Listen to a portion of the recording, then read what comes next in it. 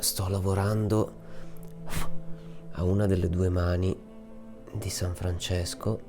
Solo per questa mano ho lavorato per 3 giorni interi. Lo dico spesso, per me le mani sono importantissime, sono estremamente espressive. Cerco sempre di conferire ai soggetti dei miei dipinti una certa gestualità che metta in mostra le mani, che metta in luce le mani, come in questo caso questo delicato e dolce movimento delle mani di mio fratello nel momento in cui incontra il lupo. Come sempre cerco di giocare con dei contrasti forti, in questo caso ci sono delle luci molto potenti che filtrano in mezzo a questo ambiente boscoso molto suggestivo e creano delle ombre, dei chiaroscuri, dei contrasti che sono molto belli, che sono molto interessanti da dipingere anche per via dei colori che generano. I colori sono sempre molto importanti perché attraverso la lettura dei colori noi abbiamo un'impressione di verità, di realtà, di atmosfera.